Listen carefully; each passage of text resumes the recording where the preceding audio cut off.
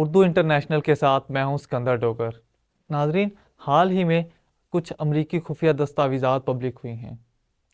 1963 میں سابق امریکی صدر جون ایف کینیڈی کے قتل سے متعلق ان خفیہ دستاویزات سے پتہ چلتا ہے کہ امریکی خفیہ ایجنسی CIA نے راولپنڈی اور پاکستان کے دیگر 2 شہروں جن میں کراچی اور لاہور شامل ہے میں خفیہ اڈے بنا رکھے تھے۔ US national archives and records administration کی طرف سے جاری کیے گئے یہ ریکارڈز پاکستان اور دنیا بھر میں کئی دیگر ممالک میں CIA کی خفیہ کارروائیوں پر روشنی ڈالتے ہیں۔ ناظرین، ان خفیہ دستاویزات کے مطابق CIA کے نیو یارک ڈویژن نے متعدد مقامات پر خفیہ اڈوں کی نگرانی کی، جن میں پاکستان میں راولپنڈی، کراچی اور لاہور، بھارت میں نئی دلی اور کلکتہ، سری لنکا میں کولمبو، ایران میں تہران، جنوبی کوریا میں سیول اور جاپان میں ٹوکیو شامل ہیں۔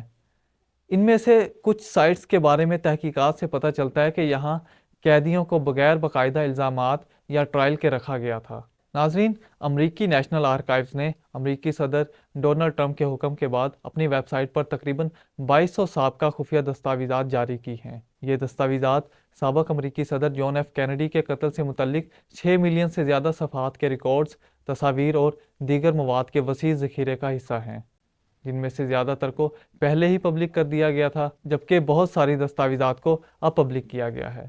ناظرین، اسی تناظر میں پاکستان اور CIA کے تاریخی تعلقات پر بات کریں تو ان تعلقات کی تاریخ کئی دہائیوں پر محیط ہے۔ ناظرین، یہ تعلقات زیادہ تر سرد جنگ کے دوران مضبوط ہوئے، جب پاکستان نے امریکہ کے ساتھ مختلف انٹیلیجنس اور عسکری معاہدے کیے۔ 50 کی دہائی میں جب سرد جنگ اپنے عروج پر تھی، پاکستان امریکہ کے قریب آیا اور سیٹو اور سینٹو جیسے مغربی دفاعی اتحادوں کا حصہ بنا۔ اس دوران CIA نے پاکستان میں خفیہ آپریشنز کے لیے مختلف سہولتیں حاصل کیں۔ ناظرین، 1959 میں پشاور کے قریب بٹ بیر ایئر بیس CIA کو سوویت یونین کی جاسوسی کے لیے فراہم کی گئی، جہاں سے U-2 جاسوس طیارے اڑائے جاتے تھے۔ ناظرین، 1960 میں جب سوویت یونین نے ایک امریکی U-2 طیارہ مار گرایا تو پاکستان اور امریکہ کے جو انٹیلیجنس تعلقات تھے وہ تنقید کی زد میں آ گئے۔ آپریشن سائیکلون کے تحت CIA نے اربوں ڈالرز کی فنڈنگ کی، جس کے نتیجے میں پاکستان خطے میں امریکہ کا ایک اہم انٹیلیجنس اتحادی کے طور پر ابھرا۔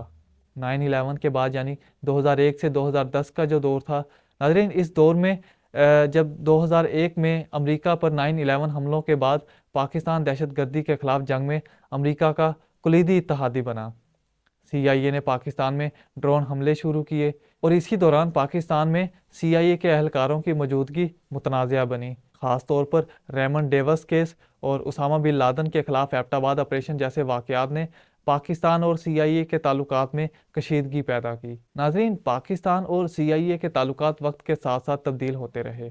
سرد جنگ سے لے کر دہشت گردی کے خلاف جنگ تک ان تعلقات میں قریبی تعاون بھی رہا اور کئی مواقعوں پر اختلافات بھی سامنے آئے۔